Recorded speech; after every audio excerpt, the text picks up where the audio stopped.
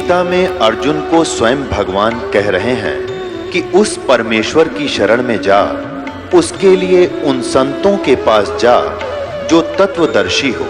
इसी प्रकार हजरत मोहम्मद को उनका अल्लाह कह रहा है कि कोई और पूर्ण परमात्मा है। उसको पाने के लिए उन तत्वदर्शी संत की तलाश कर। वो प्रभु कौन है, ये जानने के लिए कृपया अवश्य सुनिए जगत गुरु तत्वदर्शी संत रामपाल जी महाराज के अमृत वचन। परम पिता परमात्मा पूर्ण ब्रह्म, सारी सृष्टि के रचनहार कुल मालिक कबीर देव अर्थात कबीर साहिब की असीम कृपा से हम कुछ प्राणियों को ये सतमार्ग, सत दर्शन, सत्संग सुनने का सुअवसर प्राप्त हो रहा है।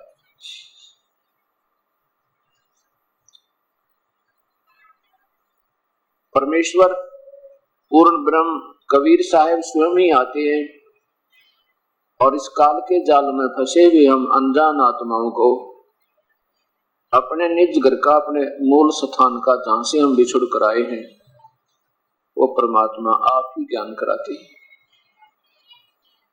जब वो परमेश्वर आते हैं तो हम उनको पहचान नहीं पाते हैं,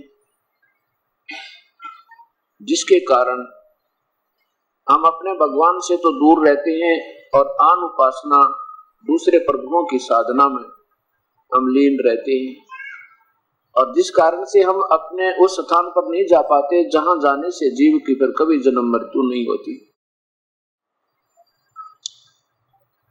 वो परमेश्वर आकर हमें बताते हैं, लूट सको तो लूटियो राम नाम की लूटे, पीछे फिर पछताओगे प्राण जाएंगे छूटे।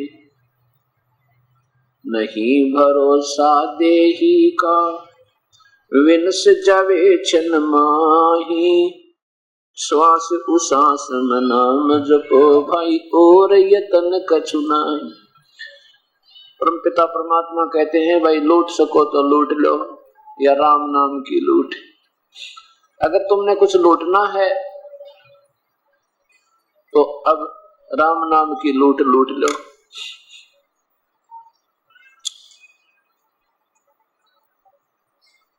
जैसे इंसान जब बेसब्रा हो जाता है तो ना जाने धन कमाने के लिए कैसे कैसे तरीके अपना लेता है,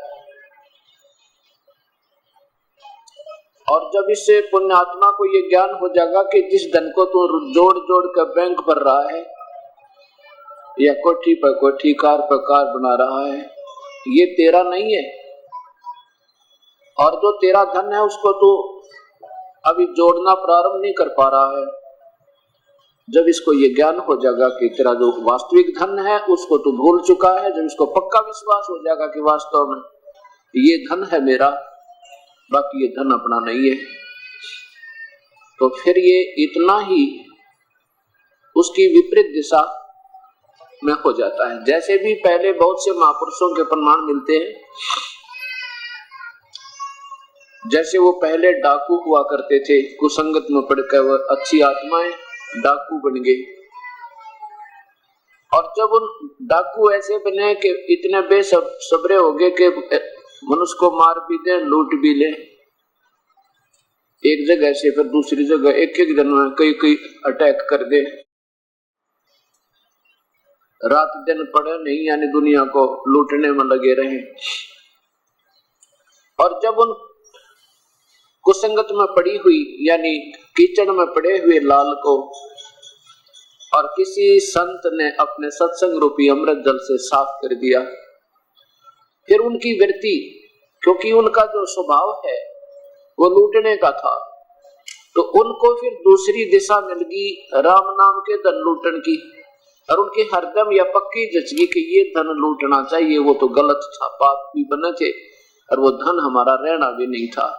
अगले जन्म में ना जाने के हालत होती इस प्राणी की, कभी कुत्ता बनता, फिर खाज लगे, कितने कीड़े पड़ जा, जीव पड़ जावे सिर में, और तड़प तड़प कर मरता, जितने प्राणियों को उसने कष्ट दिया था। और जब उनको ये ज्ञान हो गया तो फिर इतनी ही स्पीड होती है उनकी, क्योंकि उनकी वृत्ति, उनका जो गति है, स्वभाव है, इसी प्रकार फिर वो राम नाम को भी ऐसे लूटते। उनकी भगवान के नाम के जाप में और दान धर्म सेवा करने में भी फिर वही स्पीड रहती है, वही गति रहती है उतनी, और इतनी शीघ्रता से उधर विख्यात हो जाते हैं। जैसे उधर वो चोरी करके डाके मार के विख्यात हो गए थे, इतने ही फिर प्रसिद्ध उसके विपरीत सत मार्ग में आ गए और भक्ति मार्ग में भक्ति और ऋषि कहला जाते हैं। तो यहाँ परमात्मा कहते हैं, कबीरा सब जग निर्धना, धनवंता न कोई, धनवंता सो जानियो, राम नाम धन होवे। वह पृथ्वी पति चकवे गए, जिनके चक्कर चलते, ये रावण सरीखे कौन गण, भाई ऐसे गए अनंत। अगर यहाँ के धन संपत्ति को तुम अपना मानते हो तो ये आपकी नहीं है। पूरी पृथ्वी के राजा भी होकर चले गए, पृथ्वी जो की तुम है वो चले गए।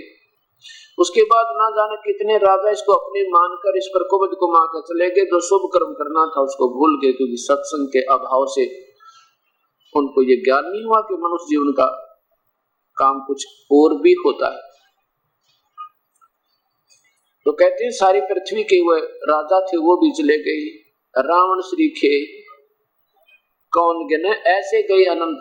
यदि तू यहाँ अपनी अस्थायी धन को, अस्थायी सुख को, अक्षणिक सुख को, और ये 2 दिन की दुनिया में आपके पास मान लीजिए कुछ पैसा है, कार कोठी कोई फैक्ट्री लगा ली, और आम व्यक्ति आपसे प्रभावित है, बड़ा पैसे वाला, बहुत ही आपकी जो ना इज्जत है, ये तो 2 दिन की। आपसे ज्यादा रावण, लंकापति राजा रावण की तुलना देते हैं कि वो कितना धनाढ्य,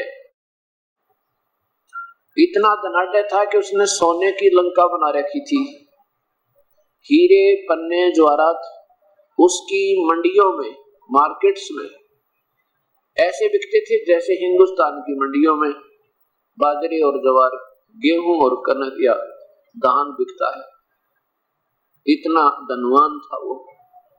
और एक भक्ति ना करने से, पूरे संत ना मिलने से, वैसे ये भी नहीं कहा जा सकता कि उसने भक्ति ना करी, भक्ति तो की उस आत्मा ने, वो निर्मल आत्मा थी, प्रभु की तरफ थी, जैसे हम और आप थे।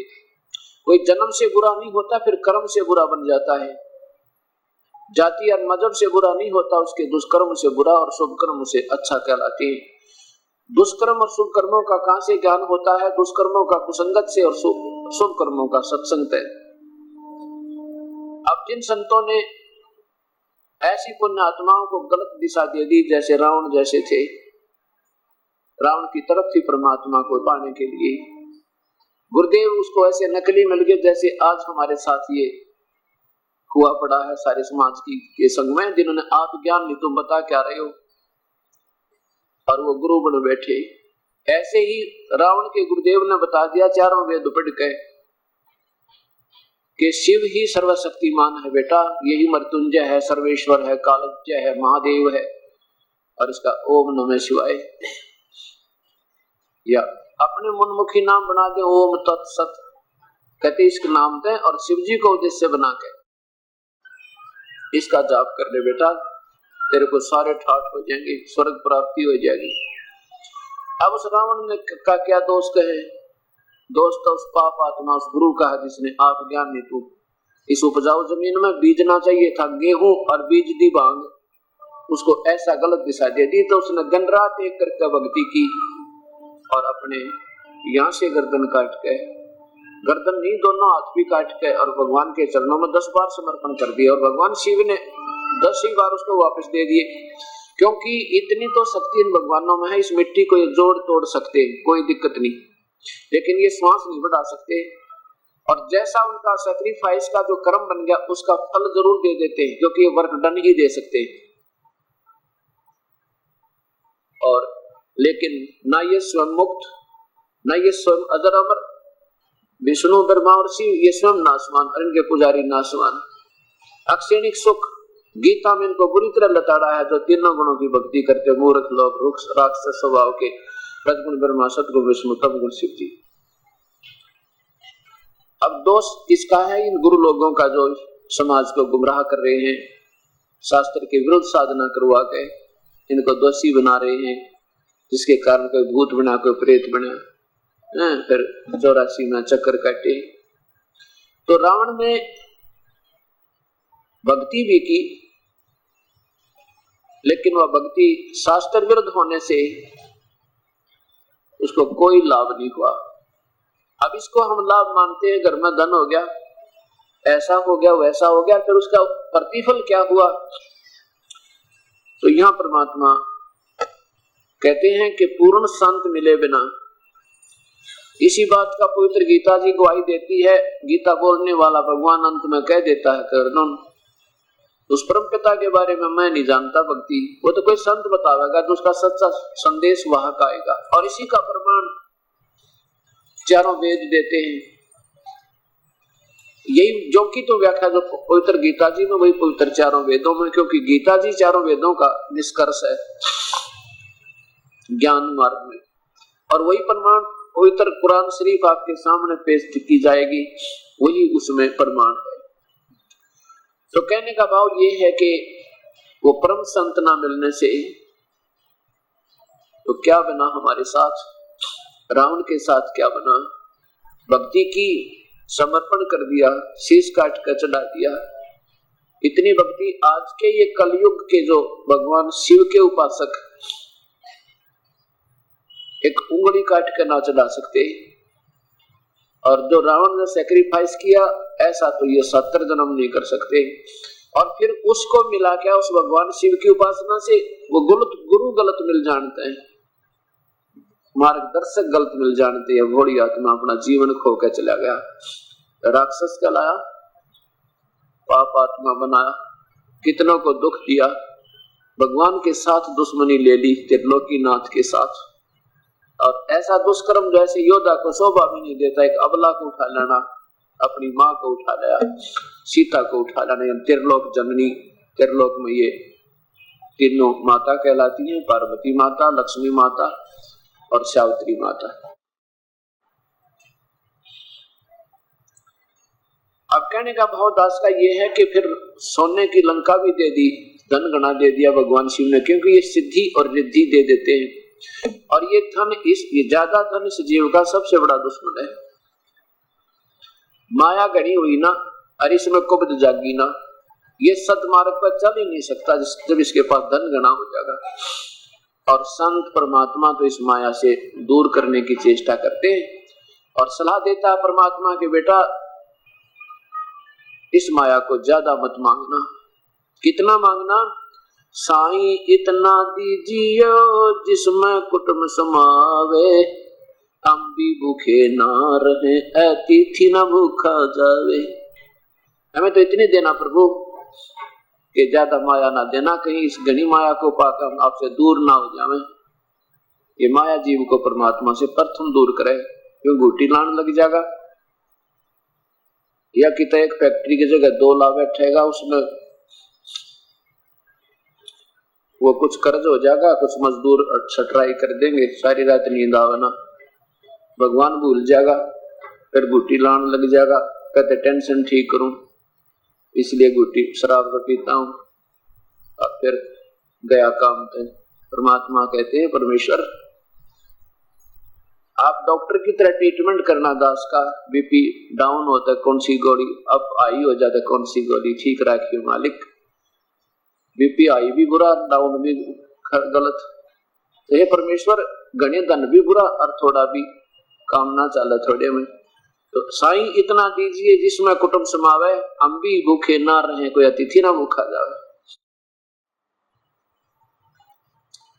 अब जब हम पूर्ण परमात्मा, पूर्ण परमात्मा के नुमाइंदे, पूर्ण संत की शरण में आ जाएंगे, फिर वो कबीर परमेश्वर, वो पूर्ण ब्रह्म आपको आपके भाग से ज्यादा भी देगा।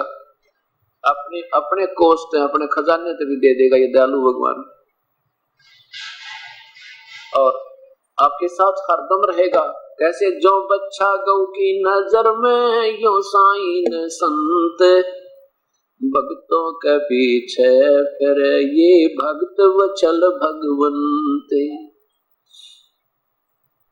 भक्तों के पीछे फिर ये भक्त वचल भगवंत, वो कबीर परमेश्वर, वो भक्त वचल भगवंत।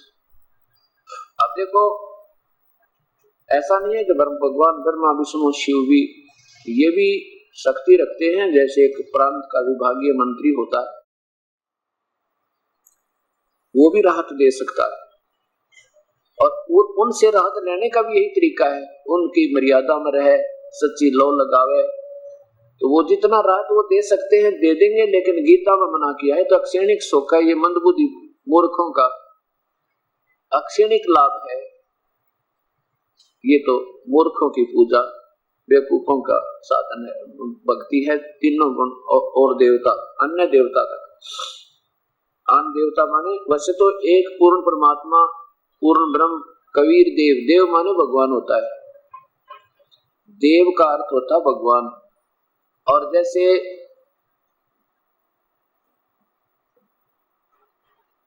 हर एक देव में शक्ति होती है, अब ब्रह्म कहता है कि जो मुझे छोड़कर अन्य देवताओं की पूजा करते और भगवानों की, जैसे ब्रह्मा भगवान विष्णु, ब्रह्मा देव, विष्णु देव और शिव महादेव, शिव शंकर देव, ये भी आन, ब्रह्म कहता है ये आन देवता है, अन्य देवताओं की पूजा। और वैसे फिर आन देवता में कौन कौन आ जाते हैं? पूर्ण परमात्मा, पूर्ण ब्रह्म, वो कबीर देव, उस एक देव न छोड़कर एकम, एकम माने अद्वितीय, जिसके बराबर दूसरा ना हो, उसको त्याग के अन्य पर ब्रह्म भी और ब्रह्म भी, और फिर ये ब्रह्म के तीनों पुत्र ब्रह्मा विष्णु महेश भी आन देवता में आते हैं, दूसरे देवताओं अन्य देवताओं। अब कहने का भाव ये हमारा कि हमने उस परम पिता की पूजा ही करके अपना आत्म कल्याण कराना है, और ये भी भगवान राहत दे देते हैं, इनकी पूजा भी करोगे तो ऐसे ही करनी होती है, और लफंडर पड़ा नहीं, जैसे हठ योग करके तप करके कितना पानी में खड़ा होकर कितना किसी तरह कोई व्रत रख कर नहीं, वो भी साधना शास्त्र में पूरी करने से कुछ राहत वो दे सकेंगे, अन्यथा नहीं देंगे आपको। अब जैसे रावण ने पूजा की, केवल शिव जी को ही अपना इष्ट मान लिया और किसी देव में श्रद्धा नहीं रखी, तब वो राजी हुए। जो पति भरता पति से राती आन पुरुष निभावे, यानी किसी भी देव की अनन्य मनते करनी पड़ेगी। काल कहता मेरी पूजा करे तो मेरी भी अनन्य मनते। अव्यभिचारिणी भक्ति, अव्यभिचारिणी भक्ति होती है जो लड़की अपने एक पति पर आश्रित रहे, उसको अव्यभिचारिणी कहते हैं। और व्यभिचारिणी वो होती है जो वैसे वृत्ति में लड़की आ जाती है। तो जो एक भगवान एक परमात्मा की भक्ति ना करके, श्रद्धा ना रखे, और सभी देवताओं की, उसकी भी, माता की, मसाणी की, बारडी की भी, तरली की, पितरों की, श्राद्ध, कहते ये तो आन उपासना ही व्यभिचारिणी भक्ति बताई। गीता जी में प्रमाण है इस बात का। तो जिस भी इष्ट का भक्ति करनी है अनन्य मन से करनी है, तो वो जितनी उसमें शक्ति समर्थता है उतना लाभ दे देता है। जैसे आपके किसी दोस्ती होगी तहसीलदार पे, और उसके साथ भी आपका एक रस सही प्रेम हो गया, तो आपको पूरी राहत देगा। जैसे आपने को इतनी राहत दे सके, अपना रजिस्ट्री करानी पड़ेगी कि कभी वो तो जीवन में एक आधी बार सूत बैठे, बस आप उसके पास जाओगे तो आपको अंदर कुर्सी में बैठा होगा और वही चाय मंगाओगा और वही बैठे रजिस्ट्री करके हाथ में दे देगा, आपने कहीं नहीं जाना पड़ेगा। इतना सुविधा वो दे दी, पर इससे बाहर का कोई लाभ वो नहीं दे सकता। उसके बाद तो संसार में बहुत घने काम है जो हम अधिकारियों से कराने होते हैं। तो इसलिए कहा कि एक के साथ सब सदैव, और जब प्रधानमंत्री तो मेल हो जाता है, वो तहसीलदार जाते सलूट मारे और उसी कुर्सी पर बैठा और चाय पिलाए, जो पता लग जाए प्रधानमंत्री का खास नुमाइंदा है, और काम करे, और भी काम जहां जाओ वहीं सर है, वो सारे काम ठीक हो। इसी प्रकार उस परम पिता की एक के साथ सब सदैव, सब साथे सब जावे, और माली सींचे मूल को फिर फले फूलेगा। ऐसे क्या बताते हैं परमात्मा के साईं इतना दीजिए जिसमें कुटुंब समावे, अम्बी भूखे ना रहे अतिथि ना भूखा जावे। कबीर परमेश्वर चारों युगों में आए हैं। ये परमात्मा सतयुग में सतसुकृत नाम से, त्रेता में मुनिंदर नाम से, द्वापर में करुणामय नाम से और कलयुग में उस परमेश्वर का वही नाम जो इनका वास्तविक नाम है, कबीर देव। हम उसे कबीर साहिब कहने लगे। कबीर साहिब, कबीर साहिब कहो, कबीर देव कहो, कबीर भगवान कहो, कबीर अग्नि कहो, कबीर पुरुष कहो, पुरुष कबीर पुरुष, कबीर भगवान, कबीर अल्लाह कहो, कबीर गॉड कहो, कबीर रब कहो, हक्का कबीर सत कबीर कहो। सत कबीर माने अविनाशी कबीर। तो वो परमेश्वर चारों युगों में आते हैं। कलयुग में उनका कबीर नाम अर्थात कबीर चलेगा। जब वो परमात्मा जिस युग में भी आते हैं अपने सत भक्ति का सत संदेश देते हैं। जैसा परसों आपको सामवेद के संख्या नंबर 1400 में और यजुर्वेद के 29 में अध्याय के 25वें श्लोक में प्रमाण दिया था कि वो परमात्मा कबीर है। अपना सत संदेश अपने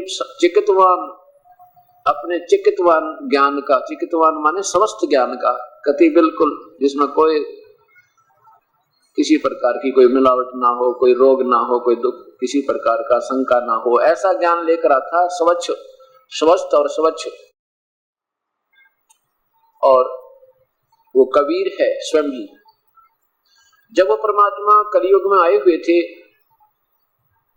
उसमें इसी प्रकार जैसे ये दास उसी परम पिता की 600 वर्ष पहले बोली हुई है सतवाणी, अमरवाणी, अमृतवाणी, सतकथा, सतज्ञान, चारों वेद जिसमें समावेश, 18 प्राण, 11 उपनिषद, महाभारत, पुराण, पवित्र बाइबल यानी गुरु, ये सब का उसमें समावेश है। और वो कहा करते थे कि भाई देखो तुम जो पूजा कर रहे हो हिंदू लोग, ये तुम्हारी पूजा ठीक नहीं है, ये तुम्हारे गुरु ठीक नहीं है, ये तुम्हें शास्त्र विरुद्ध साधना बता रहे हैं। तुम जो आन देवताओं की पूजा करते हो, ब्रह्मा विष्णु महेश तक की जो पूजा करते हो, ये तुम्हारी गीता में मना है। वेदों में इसका खंडन किया है। श्राद्ध निकालना गीता और वेदों में मना किया है। अब इस बात को जो भोली आत्मा थी वो जाकर अपने गुरुओं से बताते, सत्संग सुनकर कहते जी वो जुलाहा पता नहीं क्या उठपटांग बकवाद कर रहा है वहां पर सत्संग में।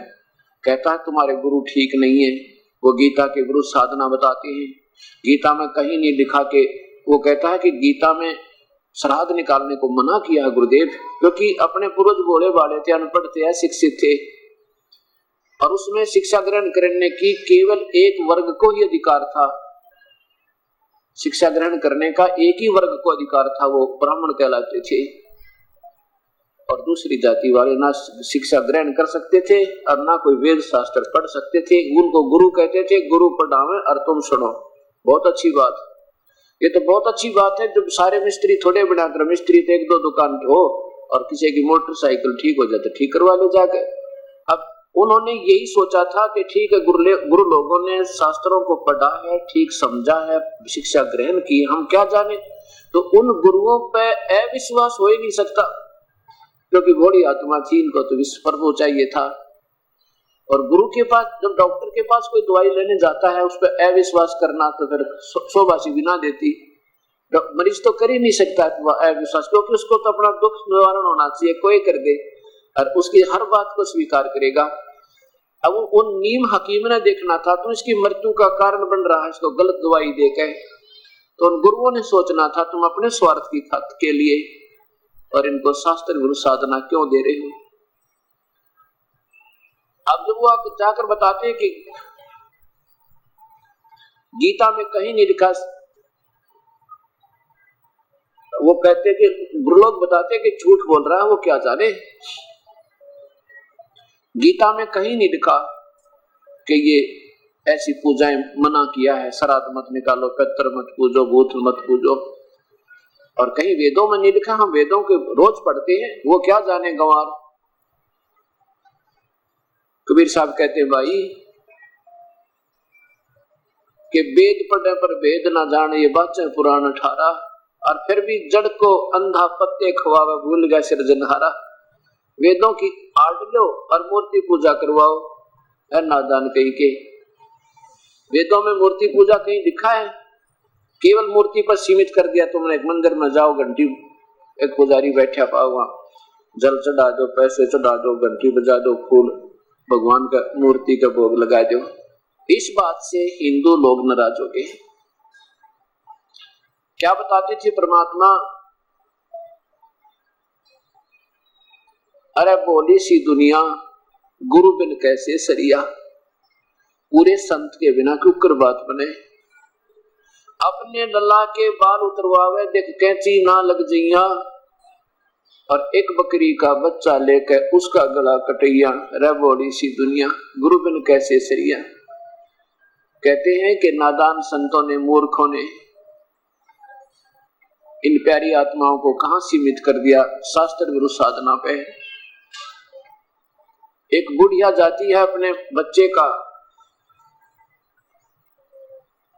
मुंडन करवाने के लिए, पोते का, और साथ में उस बच्चे की मम्मी पहुंच गई कहां? माता के ऊपर, जहां इष्ट स्थान पे। एक बुढ़िया गई गुड़गामे वाली पे, मान लीजिए कोई काली पे, तो वहां जाकर क्या कहते हैं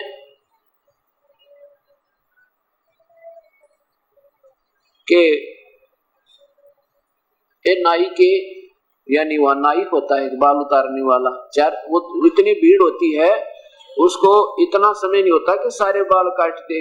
शीघ्रता से क्या करे, भाई जल्दी कर दे, मैं जल्दी जाना है।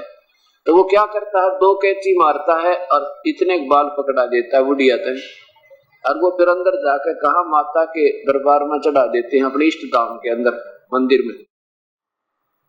और बाहर 5 रुपये लेगा तो वहां मंदिर में 20 रुपये लेता है 2 कैंची लगाने की, क्योंकि उसको पता है कि यहाँ तो ये पक्का फटाफट शीघ्रता का काम है। तो उसका फिर क्या होता है कि आजकल वहां एक कॉन्ट्रैक्ट होने लगा, कॉन्ट्रैक्ट बेस पर छूटता है ये कि एक ठेकेदार होता है, वो ले लेता है, जैसे 2 लाख रुपए में एक माता का जो समागम होगा, 2 लाख रुपए सर उस कमेटी को दे देंगे, जिस दोस्त का प्रबंधक कमेटी है, बाकी व्यवस्था हम करेंगे, ज्यादा आवेगा तो हमारा और कम आवेगा तो हमारा। वो फिर ऐसे नहीं बिठाओगे, दोबारा 5 में काटने थोड़ा 20 लेंगे। तो ऐसे उस क्या करती है, कहते हैं देख भाई नाई के धीरे धीरे काटना, नाई धीरे धीरे काटना, मेरे पोते के बाल कैंची ना लग जाए, इसका अभी कच्चा सिर है, नाजुक नाजुक सा। और फिर साथ में प्यार करती है, देख रहे छज छज करना मेरे बेटे पोते के। अब फिर कहते हैं एक बकरी का बच्चा लेके और उसका गला कटैया, रे बड़ी सी दुनिया। अपने बच्चे की खैर के लिए, अपने बच्चे की सुरक्षा के लिए, और दूसरे की गर्दन कटवा देना, ये कौन से सिद्धांत शास्त्र भगवान में लिखा है? भगवान के शास्त्र में लिखा है। ये कभी सुख नहीं, मां दुख का कारण बनेगा। और इसका निमित्त वो मूर्ख लोग संत हैं जिन्हें आप ज्ञान नहीं, तुम कहां इस नरक में धकेल रहे हो बोली आत्माओं को। परमात्मा कहे कुछ सोचो दिमाग पे, अपने बच्चे ने तो इतना प्यार करे और दूसरे के बच्चे का गला कटवावे। जैसा दर्द अपना हो ऐसा जान बनाने। अब जैसे कुत्ते का लठ मार दे, गली में बैठा हो और पीछे को तेरा ठोक देता है, फिर देखे कि हाल हो। कहते हैं जैसा दर्द उसका हो ऐसा अपना समझ भाई, फिर इच्छा नहीं होगी बिल्कुल बुरे कर्म करने की। हम ये सोच लेते हम जो कर रहे हैं ठीक है, अपने ऊपर कोई आपत्ति नहीं होगी। यही अनजानपना हटाने के लिए सत्संग और सद ग्रंथों के पठन पाठन की और सत्संग श्रवण की संतों ने बहुत ही जो ना जोर देकर समर्थन किया है। इसकी हमें यह सत्संग सुनने के लिए बात बताई, वचन कहे, तो हमने इनको अनुसरण करना चाहिए। अब वो क्या करता है, जो बाल ले रहा है, बाल मंदिर में बाल चढ़ा दिए, पुजारी उसको क्या करता है कि बोरी में डालता रहता है, उठा उठा कर सारे बालों को जो बच्चों के उतरवाए हैं। और शाम ने कितना कुरडिया यानी कितना या तो गंदे नाले में ठोकेगा उसने, या कितना बाहर जंगल में डाला होगा।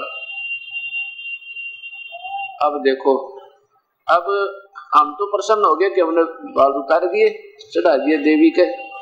अब देवी उन बालों का क्या करेगी और के वो पुजारी करेगा, कौन से बैंक में जमा वो करान के ना किधर डिपॉजिट करा दे या कि और काम आन के ना मतलब किधर गली में ठोके। तो परमात्मा कहते हैं इन नादान साधनाओं को त्याग कर अपने बच्चों के यही बाल उतार के कितना फेंक दो, ये तो काटने योग हो जा जब काट देना और कहीं डाल दो।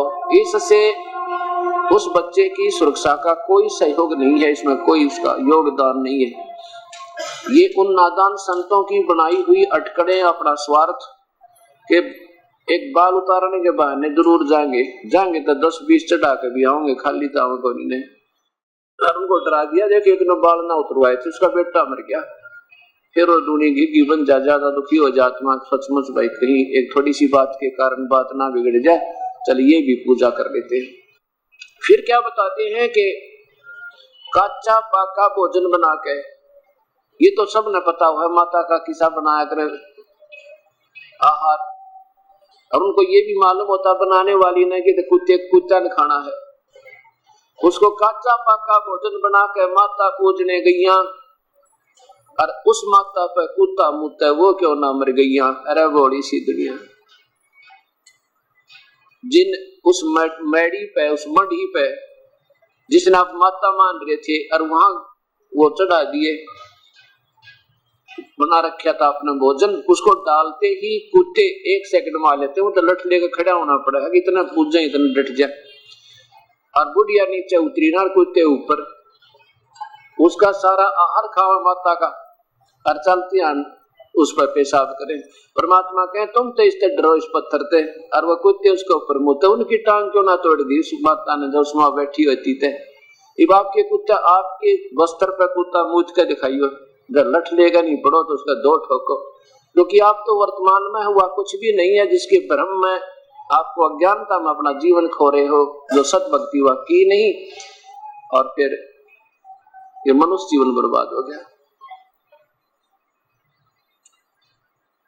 फिर क्या बताते हैं कि जीवित बाप के ना तो झगड़ा करें, पिताजी जब वर्तमान में होते हैं जब तो नाना बातों पे मनमुटाव भी रखे, कहे कि मानना, और जब वो मृत्यु को प्राप्त हो जाता है फिर उसके शरीर को तो फूंक दिया, और फिर लोग कहते हैं इसके फूल उठाओ, अस्थियों को गंगा में प्रवाह कर दो। अब परमात्मा ने कहे भाई फिर देखो, अगर तुम ऐसे पिता के ज्यादा श्रद्धालु हो तो जीवित को सुख देते, जीवित था जब उसको समय पर भोजन अच्छा बढ़िया, क्योंकि सारी उम्र बच्चा माता पिता जो है अपने बच्चों के लिए अपना जीवन निछावर कर देते हैं, और गर्भ अवस्थाओं में वो उम्मीद रखते हैं कि बच्चे हमें कुछ तो प्यार दे दे, और उसमें हम भूल जाते हैं कि हम भी कभी बाप बनेंगे और हम भी फिर आगे बूढ़े होंगे और हमारे साथ क्या व्यवहार होगा।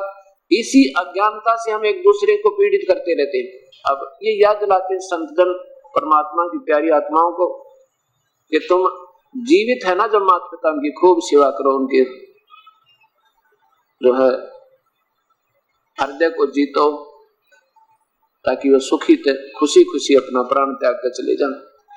अब वो मृत्यु को प्राप्त हो चुके हैं और फिर उसको कहते हैं अस्थियों को वहां डाल के आओ। अपने हाथों आग लगा दी, काम सारा कर दिया तमाम, और फिर अस्थियों को उठा के वहां डाल के आओ। कहाँ? गंगा में। क्यों का कोई जवाब नहीं किसी के पास। किस लिए डालते हैं? अके तो सभी डालते आए, हम तो पक्की परंपरा भाई, नहीं तो लोग समाज क्या कहेंगे। देखो अब ये फूल नहीं उठाने हमने, अगर इस भक्ति को करना है, प्रभु की मार्ग पर लगना है, तो ये वो पाखंड जितने हम पहला करते थे सब पूजाएं त्यागनी होंगी।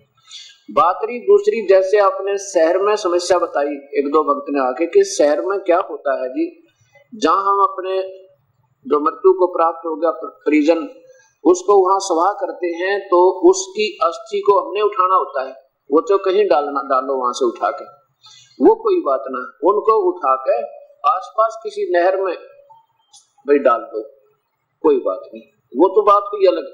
और उसको स्पेशल गंगा में जाके लेके जाना, उसके लिए उसकी वहां गति करवाने जाना, पिंड भरवाना, उसके फिर श्राद्ध निकालना, ये शास्त्र विरुद्ध है। और जैसे गांव में अभी यह समस्या नहीं आई है तो बिल्कुल नहीं भूल कभी देखा उन फूलों को पीता पड़े रहे। चीज थी वह जा चुकी, हमारे पिताजी जो आत्मा थी वो गई, वो किसी कर्म आधार पर कहीं दूसरे स्थान पर उसने अपना जन्म पा लिया होगा और पीछे तुम उनके श्राद्धों में और ना जाने के काम करें जा। वो गुरु लोग फिर बाद में हमारे को ठगते रहते हैं, अनजान गुरु लोग। वो गुरु भी नहीं कह सकते उनको वैसे तो, लेकिन अब इस भाव से कहना भी पड़ता है। उसी परिभाषा को समझाने के लिए, उनके गुणों से परिचित कराने के लिए गुरु क्या होते हैं, और जो गुरु नहीं है उनको भी गुरु कहते हुए भी वो गुरुओं वाले काम नहीं करते। फिर क्या बताते हैं कि जीवित बाप के लट्ठम लट्ठा मुए गंग पुचैया, और फिर आवे आसोज का महीना, फिर कौआ बाप बनैया। क्योंकि फिर आसोज में वो श्राद्ध निकालने का समय आता है, फिर कौआ बाप बनाया। पहले तो उसके पिंड भरवाओ, पहले तो उसके 13वीं करो, फिर महीने करो, फिर वर्षी करो, और वर्षी के बाद फिर शुरू हो जाए श्राद्ध। और श्राद्ध जब निकालते हैं, जब कहते हैं ना सबसे पहले ऊपर डाल दो, ऊपर कि हो सके तुम देखो ना, हो सके तुम्हारा पिताजी कोई कौवा बन गया हो। वो गुरु लोग बताते हैं कि हो सके तुम्हारा पिता कोई कौवा बन गया हो। अब कभी किसी समय भी बगैर सोच के मैंने रख दो ऊपर रोटी, कौवा सबसे पहले आओगा। अब फिर क्या कहते हैं वो गुरु लोग जो श्राद्ध निकालने आते हैं, उन्होंने देखा ना कौवा, तेरा पिताजी कौवा बन गया, भोग लग गया, भोग लग गया, उसको बेड़ा पार हो गया। नहीं, अब परमात्मा ये कहते हैं कबीर साहब देखो नादानो, जब आपके पिताजी जीवित थे, दिन में 2-2, 3-3 बार रोटी खाते थे, कई बार दूध चाय पिया करते थे, पानी पीते थे। अब आपने सारे वर्ष में एक दिन, जिस दिन उसकी मृत्यु हुई थी वो सेलेक्ट कर लिया, वो अष्टमी या छठी या सप्तमी, और एक दिन खाना खिला भी दिया पिताजी, तो बड़ी बात कर लो कौवा बनने के बाद। फिर 364 दिन वो कौवा के खाओगा आपका पिताजी? कभी नहीं सोच सकते हम। क्यों नहीं सोचते? क्योंकि हम भावुक बने। देखो भावुकता भी ठीक ठिकाना, जो सही स्थान पर उस भावुकता का प्रयोग करेंगे तो लाभ होगा। अगर आम के स्थान पर बबूल बीज कर उतनी श्रद्धा रखें, उसकी इतनी सेवा करें, उसी प्रकार उस पर आश्रित रहें, तो वह जिसके लिए आप श्रद्धा कर रहे हो, उसमें लगन लगाई है, उसका लाभ ना होने से लाभ नहीं होगा, जिसके कारण वो व्यर्थ प्रयत्न रहा। अब इस प्रकार वो परमात्मा बताया करते थे। उधर से मुसलमानों को कहा करते थे कि तुम जो मांस खाते हो, ये मांस खाना महापाप है, और किसी प्रभु का संकेत, किसी धार्मिक व्यक्ति का संदेश नहीं हो सकता कि तुम मांस खा लो या शराब पियो या हुक्का पियो। मुसलमान शराब तो नहीं पीते, लेकिन हुक्का और मांस खुल्लम खुल्ला, और हिंदू लोग मांस नहीं खाते, शराब और तंबाकू खुल्लम खुल्ला। उस समय की बात है। अब तो हिंदू, मुसलमान, सिख, ईसाई सब एक जैसे हो गए, कोई दिक्कत नहीं रही। मांस भी खावें, शराब भी पीते हैं, हुक्का बीड़ी सिगरेट फीम सब चरस परस सारे डंगे लगे। क्यों लगे? क्योंकि हम भक्ति से दूर हो गए, संतों का ज्ञान हमारे हृदय में पहुंचा नहीं। और जो संत सत्संग करते हैं और बताते भी यही बातें हैं, चोरी ना करो, ठगी ना करो, हुक्का मत पियो, शराब मत पियो, मांस मत खाओ, क्योंकि उनकी शब्द में शक्ति नहीं, और जिसके कारण उनके अनुयायियों का वो विकार छूट नहीं सकते। आजकल जैसे संतों की कमी नहीं, श्रोताओं की कमी नहीं, जनसंख्या बहुत, वहां पर विकार जो कहते हैं उनमें, क्योंकि उन संतों के शब्द में शक्ति नहीं है, वो परमात्मा से योग युक्त नहीं है। योग युक्त होना होता है कनेक्टेड विद गॉड, परमात्मा से जो संबंधित हो चुके हैं, जुड़ चुके हैं, और उनमें फिर उस ईश्वरीय शक्ति आती है, और उनके माध्यम से वो शब्द शक्ति आगे काम करे, उसकी निराकार शक्ति प्रभु की। परमात्मा आकार है, उसकी शक्ति निराकार है। जैसे रसोई में छौंक लग गए, रसोई में छौंक लगता है तो वो आकार वस्तु रसोई में है, और उसका गुण वो निराकार शक्ति पहुंच गई, तीसरे कमरे में छीकम छीक करे। ऐसे वो परमात्मा जब हम उसके रेंज में आ जाते हैं, कनेक्शन में आ जाते हैं, तो वो वही पावर आकर उसी काम करती है। ऐसे कबीर साहब कहा करते कि तो तुम मांस खाते हो, शराब और बकरे को बलि कर चढ़ाते हो अल्लाह का नाम लेकर। वो कहते हैं ये अल्लाह बकरे नहीं खाता, ये तुम्हारी जीभ चटोरी होगी। जिन महापुरुषों की ओट लेकर जिन्होंने सवत समाज बनाया था, वो मुसलमान धर्म जिससे प्रारंभ हुआ हजरत मोहम्मद जी से, नबी मोहम्मद से। नबी माने संदेश वाहक, रसूल का अर्थ होता अवतार। क्या बताते हैं कि उन प्यारी आत्माओं ने हजरत मोहम्मद जी ने कभी मांस छुआ भी नहीं था नादानों, तब उनकी आड़ में ऐसी गलती कर रहे हो, उनको बदनाम कर रहे हो। नबी मोहम्मद नमस्कार है राम रसूल कहाया, 1,80,000 को सौगंध जिन नहीं कर चलाया। परमात्मा कहते हैं कि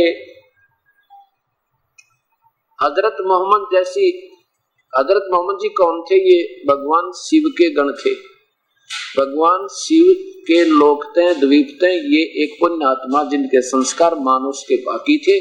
वहां देवलोक में विष्णु जी के शिव के उपासक रहे थे पहले जन्म में, फिर शिव के लोक में अपने पुण्यों को आधार पर वहां रहे, समाप्त हुआ। फिर कुछ पुण्य और बचे होते हैं और कुछ पाप, वो फिर मानव शरीर में और मिल जाता है उनको। हो सकता है 1-2 लगातार मानव शरीर और भी मिल सका है और फिर 84 लाख योनियों में जाना पड़ता है। तो प्यारी आत्मा सीधे भगवान शिव के लोक से आए थे। जो ऐसी आत्मा आती है उनमें भक्ति की कसक बराबर बनी रहती है। और ये हजरत मोहम्मद जी पहले कौन थे? ये पहले ऋषि लोग हुआ करते थे, जो ना हिंदू था, ना मुसलमान, सिख, ना ईसाई। उस समय की उनकी सत भक्ति शास्त्रानुकूल साधना का भी भक्ति का अंश उनमें बकाया था। तो शिवलोक में गए, शिवलोक से फिर आगे मृतलोक में, यहाँ भी प्रभु की चाह थी। उनका जीवन चरित्र रखा दास के पास। अब दिन में ये प्रोजेक्टर पर साफ दिखाई नहीं देता, इसलिए मौखिक बताता हूँ। और ये जो दास एक भी शब्द का है उसको सच मानना, बिल्कुल वो शास्त्र के बाहर नहीं होगा एक अक्षर भी। तो उनके जीवन चरित्र में देखा कि हजरत मोहम्मद एक गुफा में चले जाते थे, सुबह और शाम 2-3 दिन वहीं रहते थे अपनी भक्ति, क्योंकि कसक थी परमात्मा की, और लगे रहते थे। एक दिन कहते हैं जबराइल नाम का एक देवता आया, फरिश्ता आया, उसने उनको ऐसे दबोच लिया जैसे उनके प्राण निकल जाए 1 मिनट में। फिर घबरा गए और कहा कि पढ़ो। अब वो फिर बोला नहीं, फिर दोबारा फिर दबाया कि पढ़ो। कोई कागज सा आगे करा, वो हजरत मोहम्मद कहने लगे कि मैं तो अनपढ़ हूँ, मैं नहीं पढ़ सकता है, शिक्षित हूँ। अब फरिश्ता चला गया। कहते हैं हजरत मोहम्मद बाहर खड़ा खड़ा कांप रहा है, वापस आ गया, अपनी पत्नी को बताई सारी कहानी, और फिर बुखार चढ़ गया। 2-3 दिन में बुखार उतरा, डर गए। कुछ दिनों के बाद फिर चला गया उसी गुफा में। वो फरिश्ता फिर आया, उसने फिर ऐसे ही उनको दबोचा, मजबूर किया, कहता ऐसे पढ़ो। तब कहते हैं वो पढ़ने लगा, बताया कि ऐसे बोलो, ऐसे बोलो, बोलने लगे। अब ऐसे ये कुरान शरीफ में उससे काल और काल के फरिश्तों ने उन प्यारी आत्मा को बाई फोर्स डरा धमका के, जैसे अर्जुन को डरा धमका के युद्ध करवा दिया और ज्ञान उस काल ने अपना दे दिया। तो ऐसे हजरत मोहम्मद को डरा और धमका के जबरदस्ती कहा ऐसे बोलो, ऐसे ऐसे शिक्षा दो लोगों को। अब वो डर उसके भय से फिर जैसा उस फरिश्ते ने उनको समय समय पर आकर जो मार्गदर्शन किया और उसके आधार पर वो करता रहा। दूसरा क्या होता है कि जैसे पुजारी लोग होते थे, उन पुजारियों में कोई प्रेत आत्मा आकर बोलती थी, या कोई जैसे फरिश्ते भी आ सकते हैं जो ये पत्थर बने हुए हैं, ये भी प्रवेश कर जाते हैं भूत की तरह, और ये काल भी प्रवेश कर जाता है। जैसे कृष्ण में प्रवेश कर गया, चारों ऋषियों में प्रवेश किया, और वेद व्यास में प्रवेश करके गीता और वेदों को फिर लिखवाया। जैसे भगवान श्री विष्णु में देवी प्रेतनी की तरह प्रवेश थी, वो बेहोश पड़ा था, फिर निकल गई, तब वो होश में आया। ऐसे ये प्रवेश करके और ये बोलते रहते हैं, और फिर वो लिखने वाले उनके आदेशों को लिख लेते हैं, जिससे कुरान शरीफ बन गई। जैसे आजकल ब्रह्मा कुमारी एक पंथ चल रहा है, वो कहते हैं कि ये गीता ना पहले सदाशिव ने बोली थी, श्री कृष्ण में प्रवेश करके उसकी आत्मा में स्वयं अंदर जाके। बिल्कुल ठीक है, जो सदाशिव है कौन? ये तो काल है, ज्योत निरंजन। और इसको ये जो सदाशिव बोल रहे हैं इसने कि यही है वह सर्वेश्वर, सर्वेश्वर, निराकार, निरंकार। और फिर कहते हैं वही शिव अब ब्रह्मा की आत्मा में आता है और ब्रह्मा की आत्मा आती है। एक लेखराज हुए हैं पंडित जी राजस्थान के, कहते उसमें फिर ब्रह्मा की आत्मा आती है और वो फिर आत्मा उन ब्रह्मा उन कुमारियों में आती है। दो लड़कियां बैठ जाती माउंट आबू में, बताते हैं, और वो कहते हैं पहले तो बेहोश हो जाती है, कहते निढाल उनमें जान मांस कुछ नहीं होता, श्वास भी नहीं, ऐसे श्वास धड़क रहे होते हैं, चल रहे होते हैं थोड़े थोड़े, फिर थोड़ी देर में वो बैठ जाती हैं। फिर उनकी आवाज भी अलग होती है, उनकी बोलने की शैली भी अलग होती है। वो क्यों? क्योंकि वो ऊपर भगवान से कनेक्ट हो गए, बिंदु से, एक ज्योति बिंदु, ज्योति काल से कनेक्ट हो गए। काल से कनेक्ट नहीं हुए, कोई प्रेत प्रवेश कर गया उसमें, कोई पितर आके, जैसे उसी भगवान ने गीता बोली थी, सदाशिव ने, काल नहीं बोली थी, ब्रह्म ने। अगर वो पहले गीता बोली रखी है तो अब क्यों बोला वो अलग, उससे न्यारी, उससे भिन्न जो बोल रहा है, तो वो भगवान नहीं हो सकता जिसने गीता बोली। वो तो वही बोलना था जो पहले बोल गया। वही गीता युद्ध के दौरान बोली कृष्ण में प्रवेश करके ज्यों की तो, और वही गीता बोली फिर वेद व्यास में प्रवेश करके लिखवा दी, लिपिबद्ध करवा दी उसी काल में सदाशिव में प्रवेश करके। अगर आज वो सदाशिव कुमारियां में बोल रहा है तो गीता से अलग बोल रहा है, तो सदाशिव नहीं है, ये काल नहीं है, ब्रह्म नहीं है, ब्रह्म भी नहीं है, वो कोई और भूत बोला उनमें। ये बिल्कुल इसका अंडरस्टूड है, आपने स्वयं निर्णय ले सकते हैं इस बात को। क्या भगवान बदल गया? आज नारी नारी व्याख्या करता, कभी कहे कि सतयुग होगा, फिर कहे पीछे 1997-98 में कहा कि बस अगले वर्ष तो कोई नहीं रहेगा, सब मर जाओगे, आदेश आया ऊपर से। एक अपना सेवक है पुलिस में, और उसका एक रेलवे रोड रोहतक में एक कपड़े की दुकान है, उसका दोस्त है, उससे कपड़ा लिया करे, और वो ब्रह्मा कुमारी वालों से संबंधित है, उनका संपर्क है, वो पूरी आश्रित है। तो उसने अपने हमारे सेवक को बताया कि 1998 में या 99 में याद को नहीं, कि कोई नहीं रहेगा, सब प्रलय हो जाएगी, ये आदेश आया ऊपर से। तो उसने सारी बात पूछी, किसने भेजा आदेश, तो वो सारी कहानी बताई, ऐसे ऐसे ब्रह्म दो लड़कियां बैठती कुमारी, उनमें से ऊपर तो आदेश आया भगवान का। फिर वो भक्ति बोला, एक बात बता लाला जी, और तेरी बात हम मान ले, चल इतना हम विद्वान को नहीं, भाई क्या होगा क्या नहीं होगा, पर एक बात बता, अब तुझे नो पता लग जाना अगले साल कोई नहीं रहेगा, तो दुकान पर कौन बैठे, अब तो 1 मिनट भी ना छोड़ता है, इसमें सुबह बैठा सबसे पहले आकर, रात ने जा सब बाट देख के इंतजार करके कोई नहीं आ रहा है, गाँव चलेगा। जय तुझे ये पता हो ना कि अगले वर्ष 6 महीने रह रहे, अगले वर्ष के, और इतना तेरे पास धन भी होगा, 6 महीने गुजारा हो जाए, कहानियों तो खूब सा धन है, फिर इस दुकान पर नहीं बैठ सकता बेटा, क्यों भुकावा मैंने, और फिर क्या होना जाना था, नो कई आदेश बदल गए, जब ना हो नो कई बंशी आदेश बदल गए, अरे घर के कानून और 84 में ठोके जाओगे, बनावटी बात बनाने वाले। इन पवित्र शास्त्रों में लिखा, उसमें फिर देख लो, उसी तरह फिर लग जाओ जो आज हमारे पूर्वज किया करते थे, उन्हीं के आधार पर फिर करो, मत भरमो इस नादानों की नादानी के आधार पर। अब ऐसे मुसलमान धर्म की तरह ही ये एक और एक किताबें बन जाएंगे इनके ऑर्डरों की, जो ऊपर से आ रहे हैं, और फिर ये ना जाने कितने जीवों को फिर भरमित बना के ग्रुप बन जाएगा। कबीर साहब कहते हैं कि 1,80,000 अनुयायी हुए थे हजरत मोहम्मद जी के। उन्होंने बीड़ी शराब मांस तंबाकू ये कह दिया था, जो छुआ भी गाना मुसलमान नहीं होगा, वो पवित्र आत्मा नहीं होगी, वो भक्ति के योग नहीं होता, और ये नियम है ईश्वर का। और यहाँ तक हजरत मोहम्मद जी ने कहा था कि जो ब्याज भी लेगा ना मेरा अनुयायी, वो मुसलमान नहीं है। जो ब्याज ने भी मना करा, जो पुण्यात्मा क्या गऊ काटने को कह देगी, या कोई बकरे काटने की सलाह दे सके, या मांस खाने की, नहीं, मर सकते हैं लेकिन वो ऐसा मांस मिट्टी नहीं खा सकते। तो उसके लिए गवाही देते हैं परमात्मा के नबी मोहम्मद नमस्कार है, वो तो अच्छी आत्मा थी, ठीक है, उनको मार्गदर्शन अलग मिल गए, वो अपने हिसाब से कर गए, लेकिन उनकी आत्मा में कमी कती नहीं थी, उनका उद्देश्य ठीक था। पर आगे भक्ति जो उन्होंने मिली वो ब्रह्म तक की, बेचून अल्लाह के निराकार भगवान तक की मिली। जैसे ही आप देख रहे हो, ये राधा स्वामी पंथ, धन सदगुरु पंथ, और जितने भी ये जो जय गुरुदेव जी महाराज, ये सभी राधा स्वामी पंथ से निकली ब्रांचेज है। और ये महिमा तो गाते हैं सतलोक की, सतपुरुष की, और नाम देते हैं काल के। ऐसे ही जो का तो इस मुसलमान धर्म में महिमा तो है पूर्ण परमात्मा, वो कबीर है, क्योंकि इनके फरिश्ते आकर बताओ इनको, और पूजा सारी काल तक बेचून की, निराकार बताओ, ये भगवान तो निराकार है।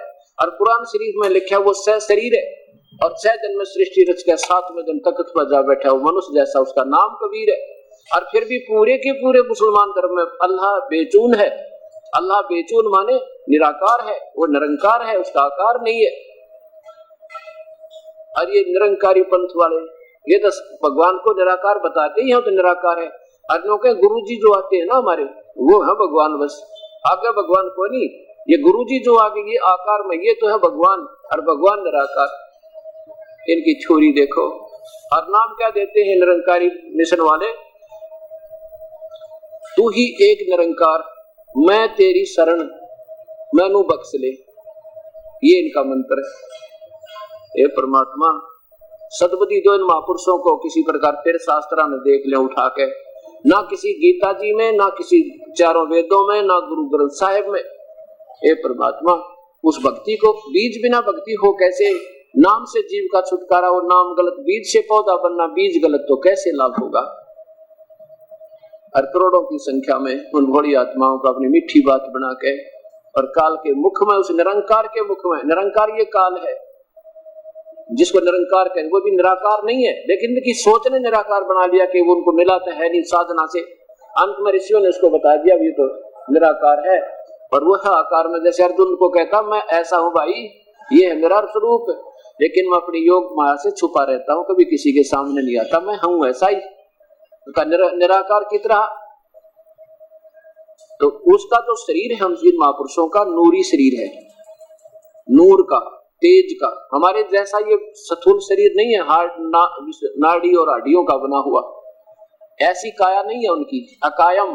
वैसे कबीर परमेश्वर पूर्ण ब्रह्म सतपुरुष है, उनका ये शरीर है तो मनुष्य जैसा ही। अब जैसे राजा तो पहरे बकमल के कपड़े, गरीब आदमी पहरे खादर के, खद्दी के, यानी बिल्कुल साधारण से फटे पुराने, तो उसके कपड़े और उसके कपड़े हम दिन रात का अंतर है, उसकी और आम नागरिक की ड्रेस में।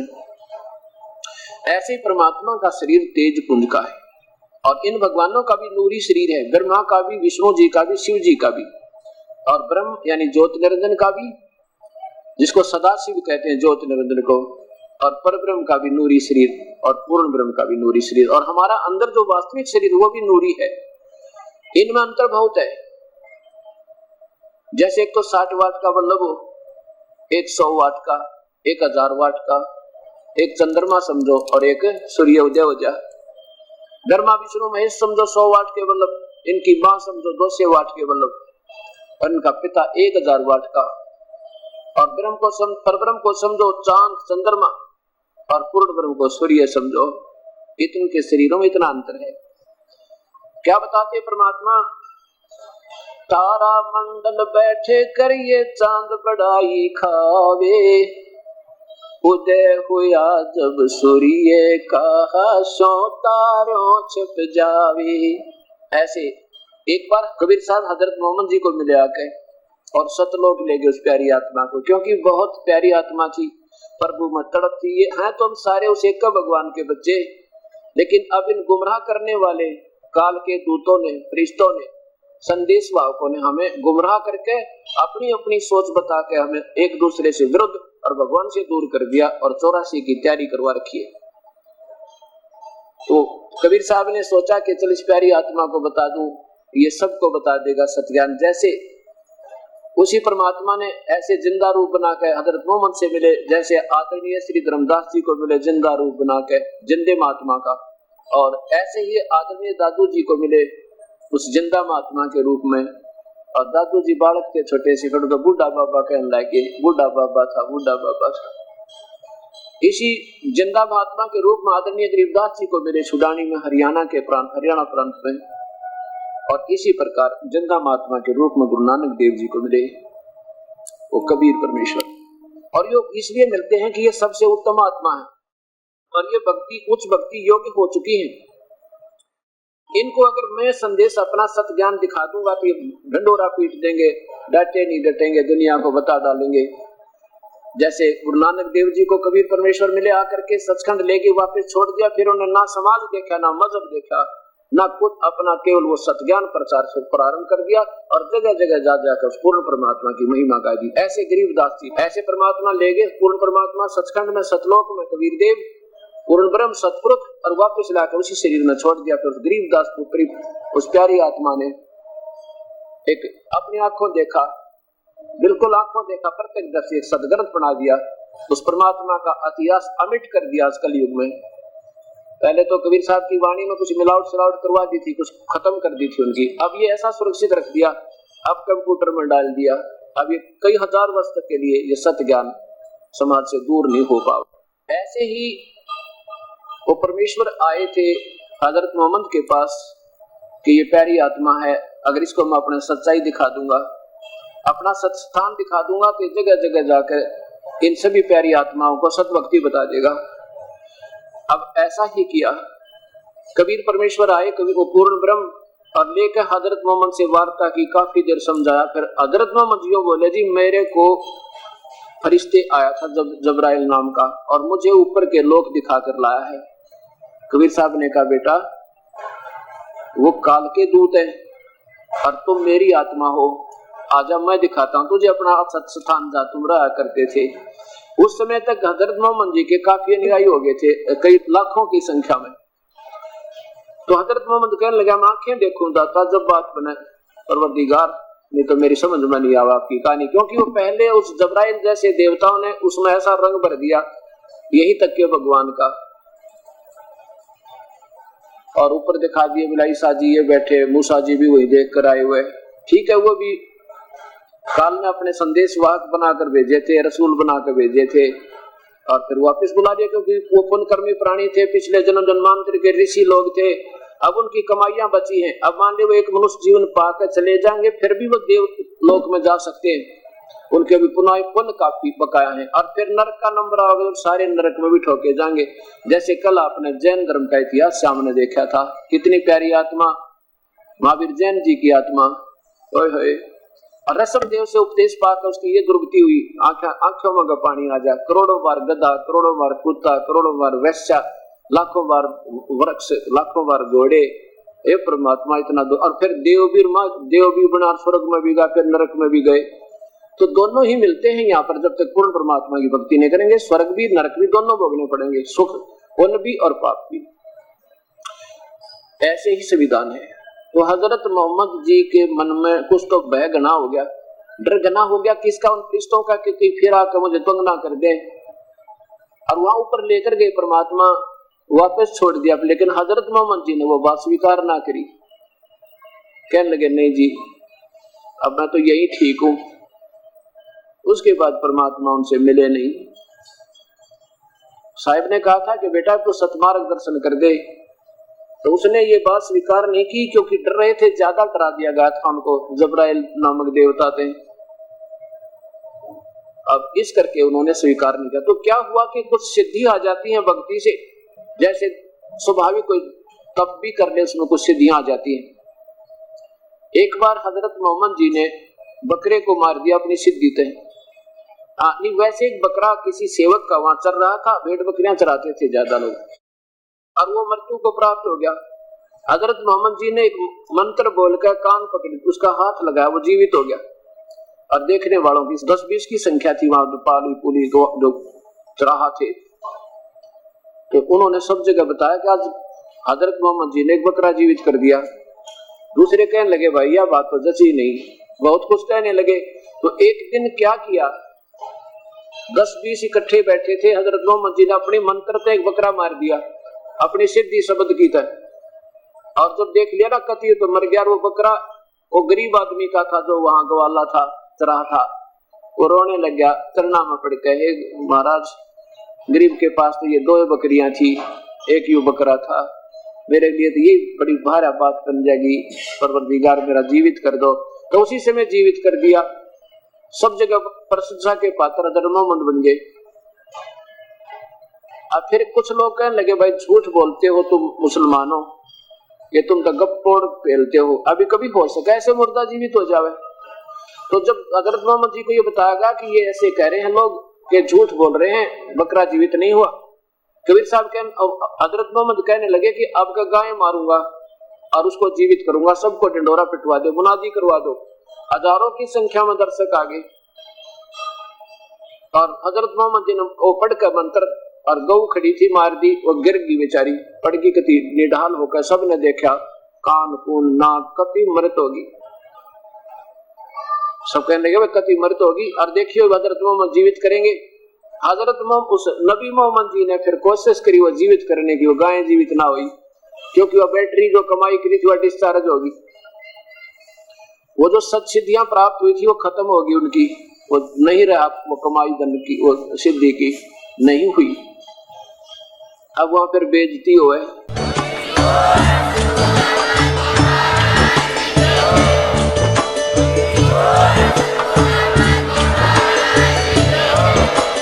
आप सुन रहे थे जगत गुरु तत्वदर्शी संत रामपाल जी महाराज जी के मंगल प्रवचन। अधिक जानकारी के लिए विजिट कीजिए हमारी वेबसाइट www.jagatgururampalji.org। संत रामपाल जी महाराज जी के शुभ आशीर्वाद से पूरे विश्व भर में 500 से भी ज्यादा नाम दीक्षा केंद्र हैं, जिन पर संत रामपाल जी महाराज जी द्वारा ऑनलाइन निशुल्क नाम दीक्षा दी जा रही है। अपने नजदीकी नाम दीक्षा केंद्र का पता करने के लिए संपर्क करें 8222880541।